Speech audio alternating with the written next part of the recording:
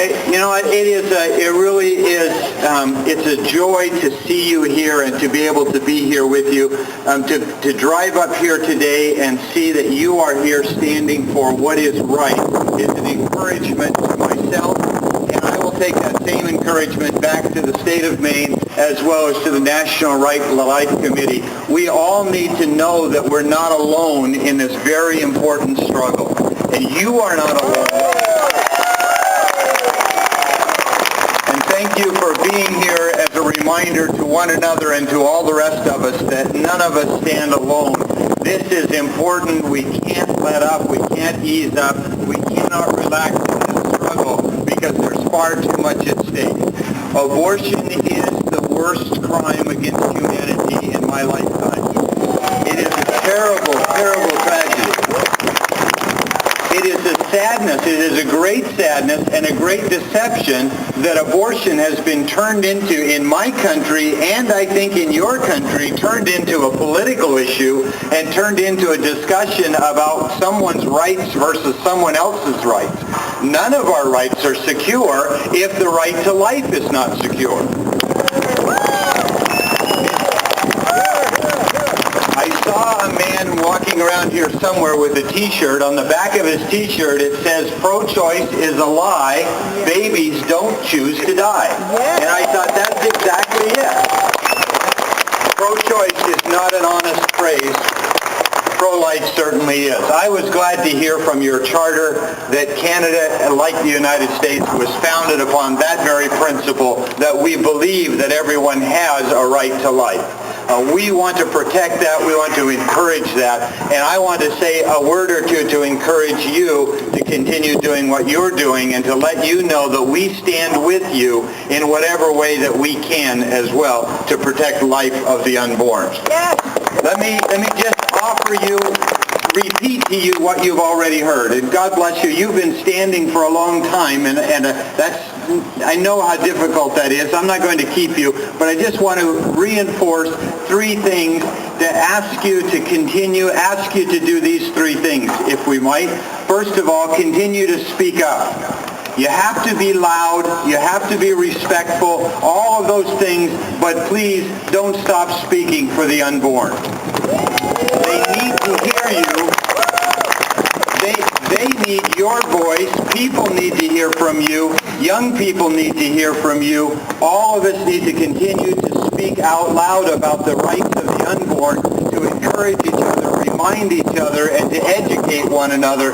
As language changes, as phrases change, as political winds change, the discussion may be altered on the surface, but at its root, it's the same thing. And it is up to us to keep reminding people that abortion is about a life.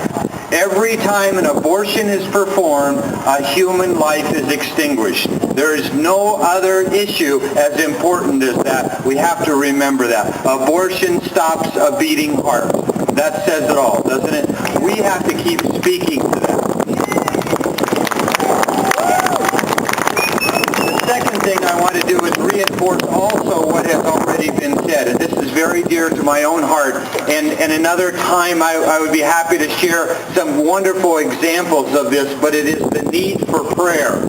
It is the issue of prayer. When we started in Maine to overturn legislative action that changed the definition of marriage in our state, we were outmaneuvered, we were outspent, we were out-organized, we were out everything. We were we were not prepared, let me just say that. When I found myself in a leadership position of that movement to overturn that legislative action, I was scared to death because I didn't know what needed to be done. I didn't know how to do it. It was frightening. But everywhere I went around the state of Maine, in little small towns and larger cities, everywhere that I went with small groups of people and large groups of people, I met handfuls here and there who were meeting together on a regular basis, maybe weekly, maybe more often, I don't know, but on a regular basis, they met together and they would often say, "I don't know how much we can do, but we will pray." we will pray. Do you know, as far back as the book of Exodus, it says that God heard the cries of his people, and that's why he delivered a nation from slavery. I hope that you are a praying people. I suspect that you are from what I've heard today. If you are not, let me encourage you, learn to pray. It is our best resource above all else. We must pray to stop this crime against humanity that's called abortion. Please pray often. The third one is very simply, and that is, I'm just going to ask you to persevere. Just as you are getting tired of standing up all of this time here today, just as you get tired of year after year having to be here to do this sort of thing, it can get weary. Young people, some of us are older, we need your help. We're getting tired. We're getting weary from the battle that's been going on and on and on.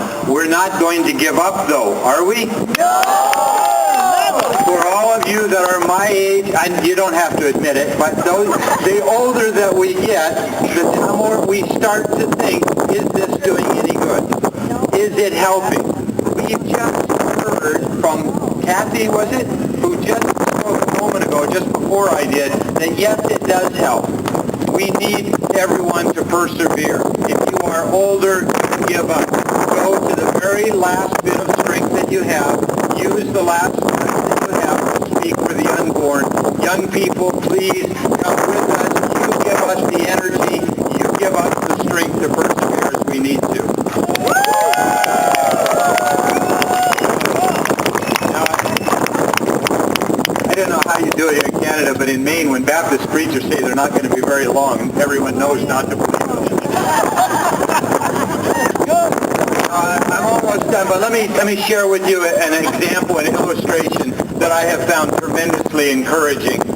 You know, in 1940, when Adolf Hitler and his forces were committing crimes against humanity, when they were marching almost without interference across Europe, when they were having their way wherever they went, it looked hopeless. When they were in Dunkirk in 1940, the Allied forces fought, I think, for 40 days. They fought bravely, but they were losing, and they were about to be annihilated by Hitler's forces.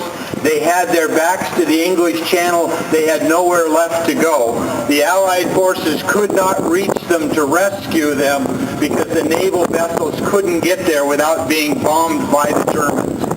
I tell you that to tell you the solution was this.